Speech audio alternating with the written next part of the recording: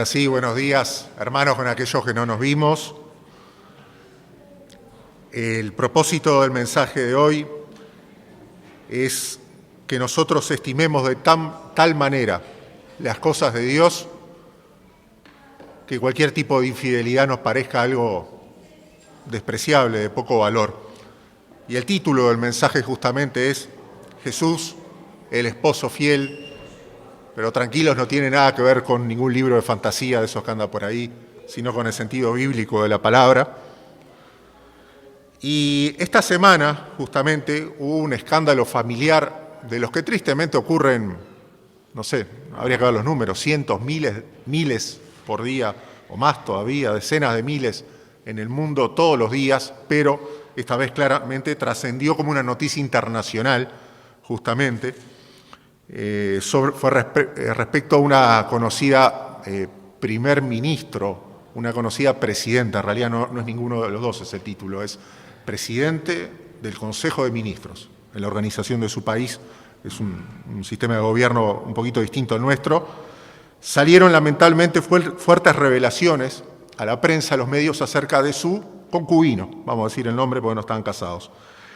Este hombre, que también es conocido en ese país, lo grabaron, hoy lo que puede hacer un celular, una conversación con una compañera de trabajo que tuvo en secreto, una charla muy subida de tono, donde él le hace algunas propuestas indecentes, lamentablemente, incluso con una oferta de una mejora laboral para ella en el lugar donde trabajaban, y también reconoce que él estaba engañando a su pareja, a la presidente, con varias mujeres además. Lo termina reconociendo en ese audio. Bueno, ese audio se grabó, salió en un programa de esos de escándalo, como los que tenemos acá también, a los pocos días, y creo que fue el jueves, el viernes, esta figura política, esta señora, lamentablemente, en medio de la vergüenza y del escándalo, bueno, no sé si para atenuar el golpe comunicó que en realidad hacía un tiempo que estaban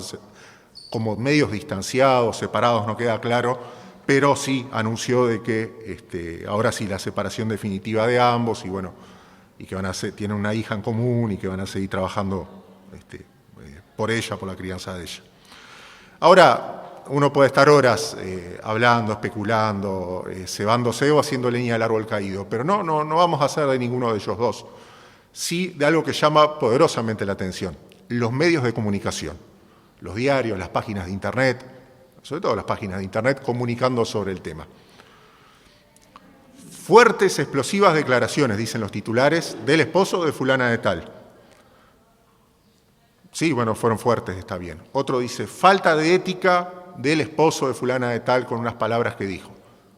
Está bien, tiene razón. Palabras sexistas de fulano de tal, de esposo de Mengana. Bueno, está bien. Todo tiene verdad, pero llama una cosa la atención. 1 de cada 10 titulares que mira, la palabra infidelidad o adulterio aparece en un titular, como mucho. Ellos lo que resaltan es el shock de la situación, las formas. Obviamente las formas son inapropiadas. La bajeza de este hombre hablando no tiene comparación lo que era lo que dijo en esos audios. Pero vivimos en la época de las formas y no de los contenidos. Todas las formas, cómo se dice, de qué manera se dice, que obviamente hay un lugar también en la palabra de Dios para eso. Pero la sustancia del asunto, ¿qué es esto? ¿Qué es verdadero? ¿Qué es bueno? ¿Qué es malo? Ahí en 2023 no son de las cosas que sientan mejor generalmente. Entonces, por algo los medios evitan la palabra adulterio, no porque estuvieran protegiendo la desgracia que estaba pasando a esta señora, porque con otras cosas le pegaban por todos lados, sino justamente porque ¿quién es uno para juzgar, no? Como se dice por ahí. Contrariamente, la palabra de Dios, la Biblia, sí tiene mucho para advertirnos sobre la infidelidad. Por eso vamos a continuar, donde lo dejamos, en la serie del libro de Proverbios, ahí donde dejamos la última vez, es donde nos toca continuar ahora. A modo de repaso, vimos en el capítulo 1 de Proverbios las razones para aprender la sabiduría de Dios. En el capítulo 2, cómo la sabiduría de Dios nos va protegiendo de distintos males. En el capítulo 3, cómo la sabiduría de alguna manera trae prosperidad y a su vez la prosperidad tiene que manejarse con sabiduría. A modo de resumen, ¿no? Cada capítulo va hablando de varios temas, pero eso es lo que vimos en el capítulo 3. Ya terminamos con el capítulo 4, que en general, más o menos el tema principal, habla de varias cosas, es cómo tenemos que seguir el camino en la sabiduría, no el de nuestro propio corazón, sino el de la sabiduría para poder caminar y andar hacia la vida. Hoy nos toca el capítulo 5, es el primer capítulo de Proverbios que está dedicado entero a un solo tema, en este caso, la infidelidad. Les invito a abrir entonces en Proverbios 5, versículos 1 al 14, Proverbios capítulo 5, versos 1 al 14.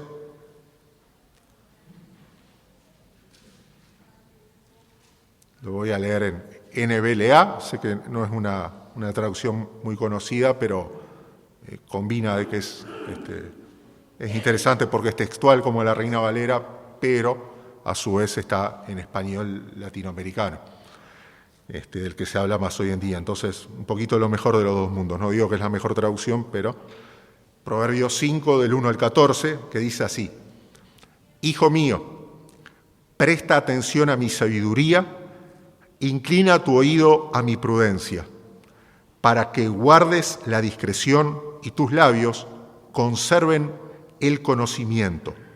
Porque los labios de la extraña destilan miel y su lengua es más suave que el aceite, pero al final es amarga como el ajenjo, aguda como espada de dos filos. Sus pies descienden a la muerte, sus pasos solo logran el Seol. No considera la senda de la vida, sus senderos son inestables y no lo sabe. Ahora pues, hijos míos, escúchenme y no se aparten de las palabras de mi boca. Aleja de la extraña tu camino y no te acerques a la puerta de su casa. No sea que des tu vigor a otros y tus años al cruel. No sea que se sacien los extraños de tus bienes y tu esfuerzo vaya a casa del extranjero, y al final te lamentes cuando tu carne y tu cuerpo se hayan consumido, y digas: ¿cómo he aborrecido la instrucción? Y mi corazón ha despreciado la corrección. No he escuchado la voz de mis maestros, ni he inclinado mi oído a mis instructores. He estado a punto de completa ruina en medio de la asamblea y la congregación. En esta exhortación vemos que el adulterio nace de desestimar, de tener como poco lo que Dios nos dice, la vida que Dios nos regala, y tampoco de no aceptar o no recibir el tiempo que Dios nos asignó a cada uno. O sea, ¿cómo podemos resistir la tentación del adulterio? Por lo menos 3 principios surgen. Primero, valorando más las palabras que Dios nos habla. En segundo lugar, valorando más la vida que Dios nos otorga. Y en tercer lugar, valorando más el tiempo que Dios nos da. Valorando más la voz de Dios, dijimos, en primer lugar. Bueno, es lo que se concentra en los primeros 4 versículos. Una de las raíces, como está explicando acá, si lo empezamos a leer con cuidado, del adulterio, es no atesorar la palabra de Dios, lo revelado por Él en la Escritura, sus verdades, sus consejos, su entendimiento. Eso es lo que nos exhortan a hacer los primeros versículos, ¿no? El 1, hijo mío, presta atención a mi sabiduría, inclina tu oído a mi prudencia, para que guardes la discreción, o el consejo, dicen otras versiones, y tus labios conserven el conocimiento. ¿Cómo que el conocimiento va en los labios? Quizás lo que está hablando es que en esa época las personas, para estudiar o incluso para leer la Biblia, lo hacían en voz alta y no estaba mal visto, aunque la persona estuviera sola, que se pusiera a leer en voz alta no estaba mal visto y se aceptaba bastante bien, era la forma de leer. Entonces dice, bueno, que retengan las palabras tus labios también, porque no entraba solo por el oído, sino que pasaba por la boca también. Llenarse con la palabra de Dios, como frente a cualquier tentación, es una estrategia y hay que usarla. No solo recordar la Escritura, también amarla, disfrutarla, apreciarla, tener la reverencia, porque en definitiva es Dios quien habla, ¿no? Verso número 3. Porque los labios de la extraña o de la adúltera, dice alguna traducción, destilan o gotean miel. O sea, habla con dulzura, dice alguna versión un poco más dinámica que hay por ahí. O sea, otra vez, esta es la segunda vez en Proverbios. Ya en el capítulo 2 había dicho acerca de las palabras seductoras de la extraña, de la extraña ya había dicho algo de eso. Tiene mucho que ver con las palabras. Siempre decimos que el adulterio tiene que ver con la vista. Sí y no, más o menos, digo. La vista tiene que ver, pero hoy se concentra, el pasaje nos quiere prestar atención, que prestemos atención al tema de la palabra, el oído, esta parte de acá más bien. ¿Por qué? Porque muchas veces, sobre todo el adulterio en particular, muchas veces comienza por conversaciones que son inapropiadas. Ahora, ¿inapropiadas en qué? El tema de ser inapropiada tiene muchas dimensiones. Puede ser inapropiada, una cosa está bien, pero en otras está mal. Entonces, con que una esté mal, arrastra todo como un ancla pesada para un botecito chico, ¿no? Puede ser inapropiada la conversación en el tema, ni que hablar, ¿no? Si el tema, de qué se está hablando, cuál es la sustancia, cuál es el asunto de la conversación. ¿Es un asunto apropiado para que yo hable con otra persona? Si no es, ahí es inapropiado, no sirve. A veces puede ser apropiado el tema, pero es inapropiado el tono, la forma en que se habla, la cadencia, el volumen, que no es el natural, el normal. Y si fuera el natural a veces decimos, bueno, cambie su forma natural de hablar, hermano, pues es preocupante. Está bien, inapropiado en tema, inapropiado en tono. A veces puede ser apropiado el tema y puede ser apropiado el tono. Decimos, bueno, pasó el examen. No pasó el examen. Puede ser inapropiado en duración, porque podemos estar hablando con un tono bárbaro, bien. El tema puede ser bastante neutro, funcionamiento de los cerrojos de las puertas, pero si son 5 horas de conversación a solas, la duración es inapropiada, aunque estemos hablando de los cerrojos de las puertas. ¿Está bien? Entonces, el tema, el tono, la duración, decimos, bueno, creo que ya terminó. Malas noticias, no terminamos todavía. Puede ser apropiada en las 3 cosas y es inapropiado también en el contexto. O sea, es apropiada la duración, el tono, el tema, pero el contexto es inapropiado. El lugar, el medio de comunicación que se está utilizando, la vestimenta y el arreglo de los participantes. A modo de ejemplo del contexto, ¿quién está presente en esa conversación? ¿Quién está ausente en esa conversación? Entonces, por lo menos, y puede haber más, quizás alguno se dio cuenta, también hay que cuidar esto y también seguramente hay más, después lo conversamos y charlamos después. Pero por lo menos esas 4 tienen que estar en orden. El tema, el tono, la duración y bueno, después el contexto, ¿no? Lo que está a la vuelta también. Ahora, ¿quién es esa extraña que dice el verso 3? ¿Quién es esa extraña? Y la que no es tu esposa, en principio. Ese sería el significado de la palabra hebrea. Ahora estamos viendo en esta primera entrega del capítulo 5 cómo armarse contra la tentación independientemente de cuál sea el estado civil de cada uno. ¿Cómo armarse independientemente? Para la próxima entrega, que es la segunda mitad del capítulo 5, ahí sí, justamente poniendo delante nuestro cónyuge y qué lugar tiene en todo eso. Por eso esta vez no mencionamos mucho el cónyuge, porque el pasaje quiso arrancar, está bien el orden, quiso arrancar con las cosas de Dios primero. Y después viene el cónyuge, viene después. Ahora, decía el verso 3, los labios de la extraña destilan miel, su lengua o su voz es más suave que el aceite, pero al final, primera vez que aparece ese cambio ahí, ese giro, ese volantazo, pero al final dice, es amarga como el ajenjo, una planta, que es amarga justamente, se usa para distintas cosas, pero es muy, muy fea de tomar, y es aguda o es cortante como espada de 2 filos. Una idea que aparece en el Salmo 55, pero aplicada a hombres también, que justamente que hablan en una forma media como mantecosa, dice el original, pero al final las palabras son como una espada, ¿no? Terminan lastimando. Es que en las figuras bíblicas mucho pasa por la boca, la palabra, los gustos, la lengua, la amargura, las heridas, el gusto del agua. El tema, la lengua en lo espiritual tiene un papel muy importante. Entonces, a modo de resumen de este primer punto, tenemos que valorar más la verdad de Dios que la mentira que nos pueda hacer sentir bien o nos prometa hacernos sentir bien. Valoremos más estar despiertos y aceptar con gozo, con paz, confiando en la soberanía de Dios, aquellas cosas que son ciertas y que son verdaderas. Pues justamente el adulterio tiene que ver con desconectarse de la realidad. Siempre tiene mentira, decía un pastor norteamericano, hablando de sus tiempos en el mundo. Dice, para la inmoralidad, alguna mentira tenés que meter, contando él del testimonio, ¿no? De una vida bastante complicada que tuvo. Dice, siempre tenés que mentir. Si hablas 100% con la verdad, no te terminás saliendo con la tuya, explicaba él. Vos tenés que mentir y te tenés que dejar mentir un poco también, porque si no, no va a caminar. En cambio, Jesucristo es la verdad, Dios, no hay verdad fuera de Dios. Esas mentiras, aunque hoy se puedan sentir bien, tarde o temprano van a traer amargura, tarde o temprano van a traer heridas. Ahora, Dios no dio solo su palabra, bueno, ya no es poca cosa, ¿no? Es nuestra principal fuente de alimento para nuestra alma. Y acá vamos al segundo punto. Así como que tenemos que atesorar más la palabra de Dios, tenemos que valorar también la vida que nos dio Dios en el sentido amplio.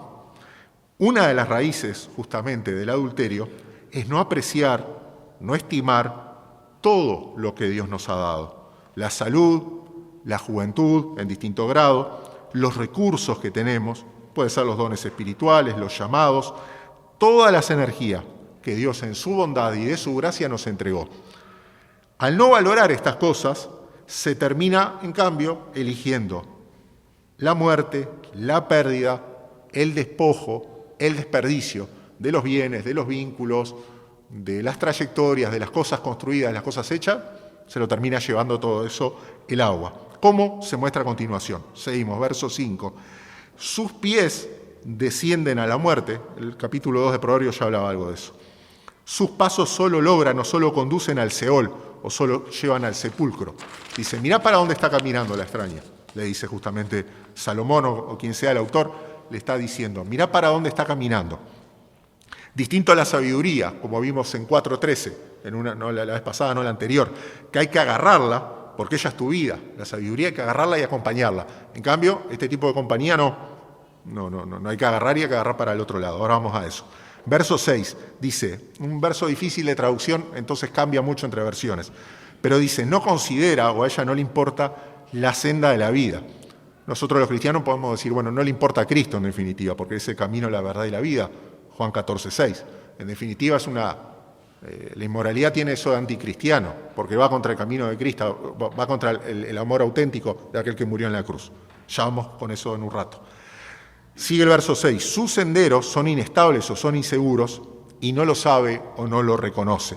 Está bien, en esa época que no había pavimento y generalmente la mayor parte, salvo algunas partes de la geografía de Israel, es toda así ondulada, vos siempre estás caminando en bajada o en subida, o peor, arrastrando una mula o haciendo subir o bajar un buey, siempre en un repecho y con piedras, arenas que se sueltan. Entonces la calidad del camino era muy importante para la seguridad de las personas. Dice, mirá, el camino de ella es inestable y no lo sabe o no lo quiere reconocer.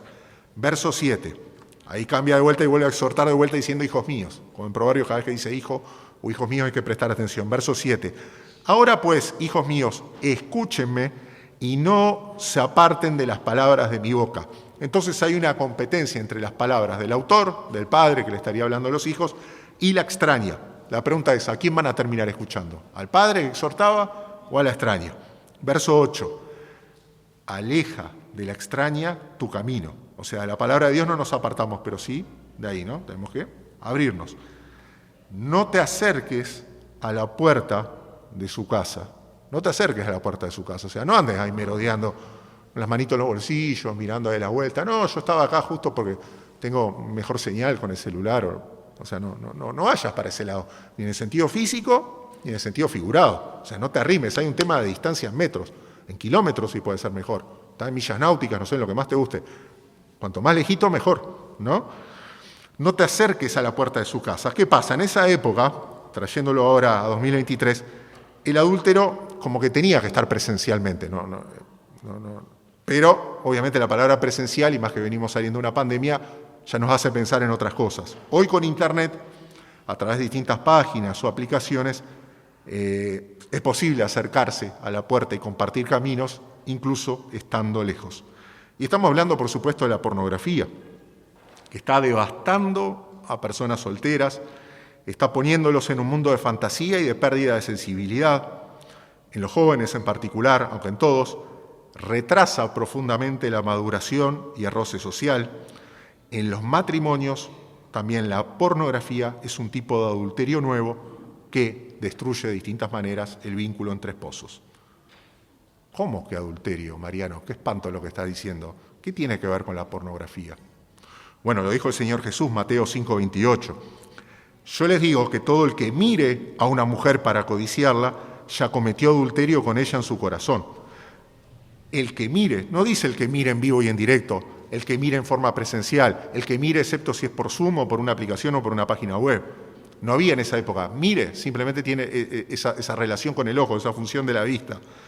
Puede ser un registro de video, una imagen, puede ser una conexión en vivo a miles de kilómetros. La trampa de la pornografía es como algo que parece a distancia y aparentemente es impersonal, pero en realidad y como que tuviera menos riesgos. No nos acerquemos a la puerta de la casa en ninguna forma, ni digital ni presencial. Fue lo que hizo José en Génesis 39, cuando la esposa de Potifar lo volvió a presionar para adulterar. Él escapó, salió corriendo, alejó de ella sus caminos, y eso que Proverbios no estaba escrito, y no se acercó más a su casa, más allá que terminó en una cárcel y sin ropa, pero no se acercó más a su casa. José entendió que tenía que salir corriendo, no tenía que andar para allá o quedarse ahí para probar de que él era un cristiano maduro y no como estos otros inmaduros que siempre te andan tirando versículos por la cabeza. No, él salió corriendo, más allá que era tremendo hombre de Dios y tenía clarísimas las cosas, salió corriendo igual, porque era hombre de Dios, pero era hombre. ¿Está bien? Lo mismo hubiera sido si hubiera sido al revés, no hubiera sido un hombre haciéndole propuestas a una hermana. Francisco de la Cueva, el autor del comentario, del mal llamado, con todo respeto, mal llamado comentario de Matthew Henry, en realidad es comentario de Francisco de la Cueva, propone algo, y esto sí, es de la tinta de él, no es de Matthew Henry, dice lo siguiente, viendo esta situación, hagamos así, hermanos, vayamos por la vereda de enfrente mejor. Si ahí está la casa, pasamos por la vereda de enfrente, o mejor todavía, vamos a hacer un rodeo por atrás de la manzana, cosa que ni siquiera pasamos frente a la puerta ni una calle por medio. Porque dice, tal es la yesca el pasto seco, o el combustible seco, ¿no?, que se usaba. Tal es la yesca de nuestra corrompida naturaleza que es una locura acercarnos al fuego. Ya venimos con el pastito seco combustible, que agarra una sequía de no sé cuántos días, que es natural, nuestra naturaleza es un pasto seco. A nadie se le ocurre arrimarle un pasto seco a una vela, a menos que tenga intención de hacer un incendio. Pero si no, a nadie se le ocurre. Dice, bueno, el pasto seco a veces no lo podemos cambiar mucho, o Dios sí lo va cambiando y lo va... Ta. Pero habiendo pasto seco, que casi siempre hay, demos la vuelta, hagamos el rodeo por fuera. ¿Por qué? Verso 9. No sea que des tu vigor, o tu honor, tu riqueza, tus años a otros, y tus años al cruel. Quizás está hablando de ese cruel, es el marido de ella, pero quizás está hablando de cualquier persona que Dios use después como instrumento de juicio. No sea que se sacien, verso 10, se llenen los extraños de tus bienes o de tu fuerza, y tu esfuerzo o tus trabajos vayan a casa del extranjero o de la gente extraña. O sea, si te acercás de más a la casa de la extraña, es posible que tu fuerza, tu trabajo, tu dinero, tu vida, tu reputación, tus vínculos, todo termine en manos de otro.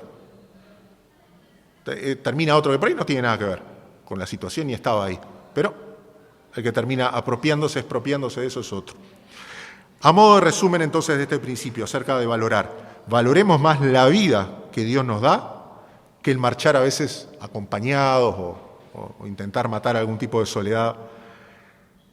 Valoremos más la compañía de Dios y caminar con Él que cualquier promesa de caminar más seguros o supuestamente más felices. ¿Está bien? Valoremos más entonces la palabra del Señor y valoremos más la palabra, lo que Él nos dice, y valoremos más la vida de Él. Por último, se ha dicho también que el adulterio está vinculado al miedo a envejecer, al miedo a no haber aprovechado, disfrutado la vida al máximo. ¿Qué tiene que ver, qué relación hay entre el adulterio y el paso del tiempo? Y eso nos lleva a la última verdad, por lo menos de las que tenemos para presentar de este pasaje. El engaño, hay que valorar más el presente de Dios, la realidad de Dios, el tiempo actual de Dios. Ahora vamos con eso. El engaño del adulterio distorsiona la percepción, la forma en que entendemos y vemos el tiempo de distintas formas.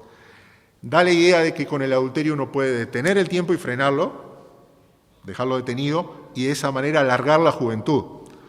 O da la idea de que se lo puede hacer bastante lento al tiempo, de modo que nunca va a llegar el tiempo o el momento de las consecuencias del pecado. Dice, de acá que esto se sepa algún día, o o pase algo. Va a pasar mucho. Es la mentira un poco que oyeron Eva y Adán en el huerto también, ¿no? Ellos querían ser como Dios. Una de las cosas que tiene Dios es que Dios no está atado al tiempo. No entendemos cómo, pero Él lo creó el tiempo, está por arriba del tiempo. Entonces ellos también de alguna manera querían, dentro de todos los beneficios que querían tener de ser como Dios, era estar por encima del paso del tiempo y que no te afecte.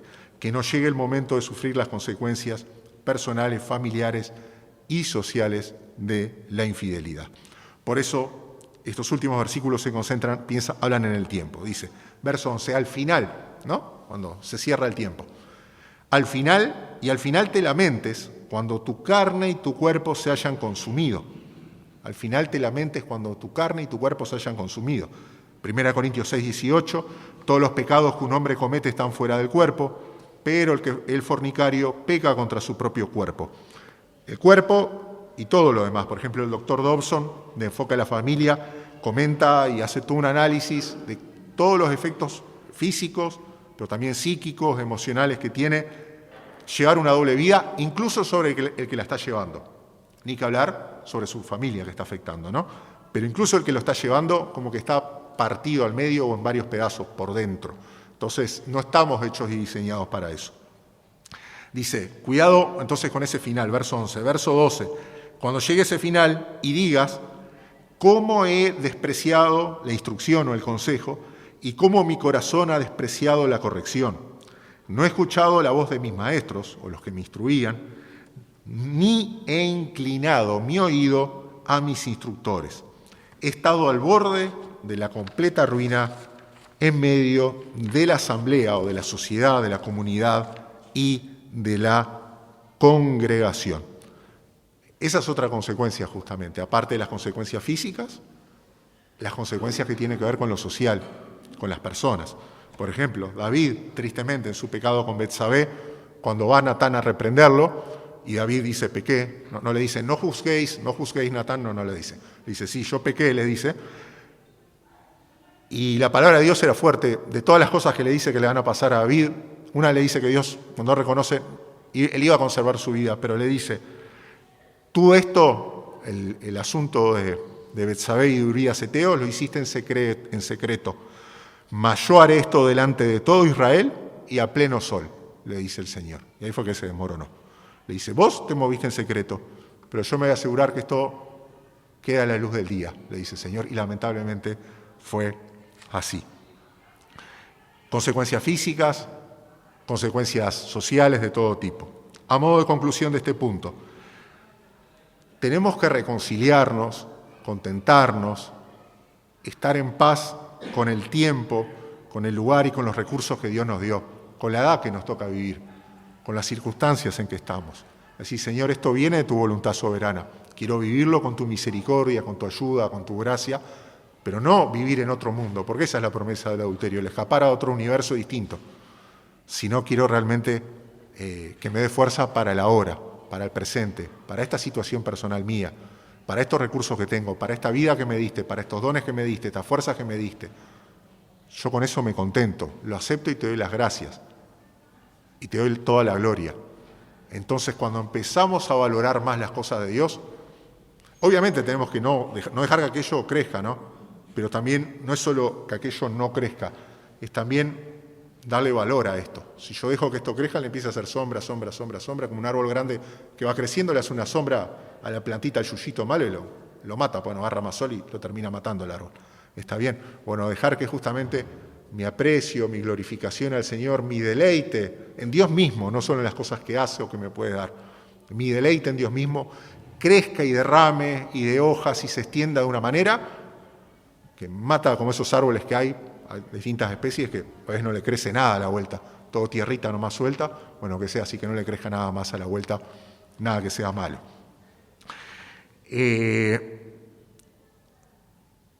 El adulterio puede estar profundamente vinculado a la disconformidad, al no ser agradecidos, a no vivir el presente reconociendo que la gracia de Dios aún nos sostiene. Puede estar relacionado también a la infidelidad espiritual. Dice Jeremías 5, por ejemplo, habla de las dos cosas. Habla de una situación, después léalo, de que primero hay infidelidad espiritual, primero se fueron detrás de los ídolos y después apareció la infidelidad familiar. Puede ser una de las causas. No haya nada al lado de nuestra vida, ni idolatría, ni ocultismo, ni esoterismo, ni nada mágico, ni esotérico, nada raro, porque eso a veces también es una brecha para que se metan otro tipo de infidelidades. Infidelidad del Señor abre la puerta a otro tipo de infidelidades también. Ahora la pregunta es, ¿qué pasa? ¿Qué hacemos si ya en algún momento hemos caído en esto? Si ya golpeó nuestras vidas y nuestras familias, y sobre todo nos damos cuenta que somos responsables, no como victimarios, como víctimas, perdón, victimarios, está bien, victimarios el que lo hace. Bueno, tenemos esperanza, dice Hebreos capítulo 4, porque no tenemos un sumo sacerdote, un intermediario, está hablando de Jesús, ¿no? No tenemos un sumo sacerdote que no pueda compadecerse de nuestras flaquezas, sino uno que ha sido tentado en todo como nosotros, pero sin pecado. Por tanto, acerquémonos con confianza al trono de la gracia para que recibamos misericordia. No hay pecado por el cual Cristo no haya muerto. No hay pecado que la sangre de Cristo no pueda limpiar. Lo puede hacer por varias cosas. En primer lugar, porque Él fue tentado en todo como nosotros. Y ahí uno puede pensar, bueno, ¿Jesús fue tentado al adulterio, a algún otro tipo, a una inmoralidad o algo así? Bueno, literalmente no tenemos registro en la Escritura de una tentación así que haya sufrido el Señor, pero no debería sorprendernos tampoco para nada, dado que Él era plenamente hombre, plenamente humano, de que así fuera. Por alguna razón no está registrado. Ahora, en cierto sentido, sí sabemos que Jesús fue tentado a ser adúltero. Dice, ¿a ser adúltero? ¿Cómo Jesús fue tentado a tener una infidelidad? Fue tentado a tener una infidelidad. En el desierto, Lucas capítulo 4, 6 al 8, Él estaba ayunando, orando, buscando al Señor al comienzo de su ministerio. Los resultados de su ministerio eran cero, prácticamente. Ya había tenido un contacto ahí algún discípulo, pero no estaba la iglesia cubriendo todo el planeta. Una de las tentaciones le dijo el diablo, lo subió a un lugar alto y le mostró los reinos del mundo. Todos los reinos, la gloria, las construcciones, los acueductos de los romanos, los monumentos de los griegos, los palacios de los chinos, le mostró todo desde ahí. De alguna manera le logró mostrar todo al Señor. Y le dijo, a ti te daré toda esta potestad y la gloria de ellos, porque a mí me ha sido entregada, dato interesante del enemigo, y a quien quiero la doy. Si tú, postrado, me adorares, todos serán tuyos. Respondiendo Jesús, le dijo, vete de mí, Satanás, porque escrito está, al Señor tu Dios adorarás y a Él solo servirás. Lo estaba tentando con una extraña, porque Jesucristo conocía su llamado. Él tenía que vivir y morir para su esposa, la iglesia. Y el enemigo le ofreció una extraña, algo que parecía una iglesia. Mirá, vos no querés levantar discípulos de todas las naciones y de todo el mundo. Mirá, yo te ofrezco todas las naciones, pero no lo débil y lo menospreciado del mundo. No, te ofrezco lo mejor del mundo, lo glorioso, lo excelso. Mirá, yo te lo muestro. Ahí le ofreció la extraña, ahí le puso delante la ramera, como le dice Apocalipsis después. Se la puso delante. Y Jesucristo le dijo no. Primero, porque hay que adorar a Dios. Primero, todo pasa por el vínculo con Dios, más que los vínculos horizontales. Esa es la primera respuesta. Sino que Él tenía el propósito de morir por su iglesia, por su esposa, que somos nosotros, que es cada iglesia que se está congregando en este momento en el mundo, a escondidas en algunas partes, en público en otras, que somos acá también, que sos vos y cada uno de nosotros. Él optó por su esposa, dijo, no me interesa, quédatela nomás, quédatela esa gloria del mundo, no sé qué, quédatela, no me interesa, me quedo con mi esposa, que es la iglesia. Pero ni existe todavía, te van a dejar solo en la peor hora, me quedo con mi esposa, que es la iglesia, y así el Señor está honrando y completando su obra. Jesús, el marido fiel a su iglesia, no solo es nuestro ejemplo, también es nuestro Salvador. Él murió también por los pecados de adulterio, para limpiarnos por su sangre y para darnos vida abundante. Requiere, por supuesto, arrepentimiento. Requiere no solo repudiar el adulterio y decir, qué malo que es eso, sino, como vimos, amar más las cosas que Dios nos ha dado por medio de Jesucristo. Amar más su palabra, amar más la vida que nos dio y amar y recibir mejor el tiempo que nos ha otorgado. Oremos.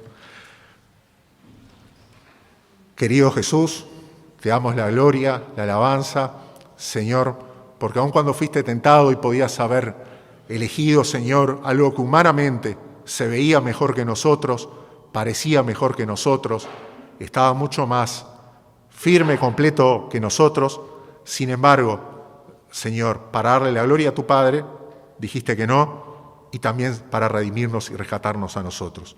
Confesamos y creemos que tu sangre limpia todo pecado, que por medio de la fe podemos alcanzar justicia, por medio de la gracia podemos alcanzar salvación.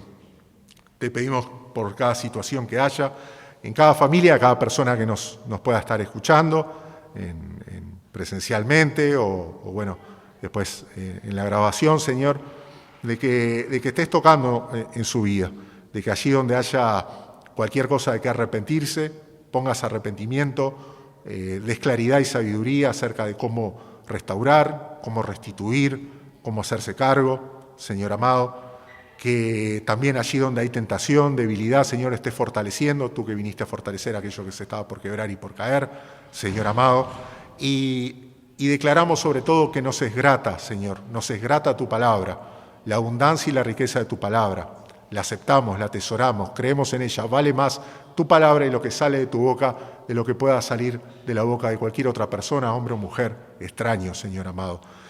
Que valoramos más la vida que tenemos en ti, Señor, aquellos que te conocemos, aquella vida abundante que nos das, Señor amado, aquel lugar firme en el cielo, Señor amado, que tenemos. También las cosas que nos das en esta tierra, que nos bendices, que nos aprovisionas, de las que son visibles y de las que son invisibles también, amado, porque valoramos más lo que tenemos, Señor, y no queremos de que termine en manos de extraños o en el lugar donde no tiene que terminar, Señor. Que conduzca nuestros pies para ir por tus caminos, Señor, y no seguir por caminos extraños que llevan al lugar de la muerte, Señor amado. Señor amado, te pedimos, Señor, de que nos ayudes a valorar el tiempo que tenemos, Señor amado, la época de nuestra vida que nos tocó, la salud que tenemos, las circunstancias en las que estamos, Señor amado, sabiendo que de alguna manera, incluso si algo hicimos mal y llegamos en forma irresponsable, tú lo permitiste y tú quieres, Señor, cambiar empezando por nosotros, Señor amado. Te pedimos, Señor, que entonces tengamos contentamiento, que vivimos en el mejor tiempo posible de toda la historia de la humanidad que tú nos querías haber puesto a cada uno. Ahí es donde tú nos colocaste, ahí es donde estamos y donde te podemos servir y glorificar a ti, Señor amado. Que tengamos un corazón agradecido también en estas cosas, Señor amado. Y que también, Señor, tengamos presente a nuestro cónyuge, Señor, como veremos más adelante. Te damos la alabanza y la honra, Señor. Gracias por tu perdón, gracias por tu mano que nos sostiene y nos retiene firmes. En el nombre de Jesús oramos. Amén.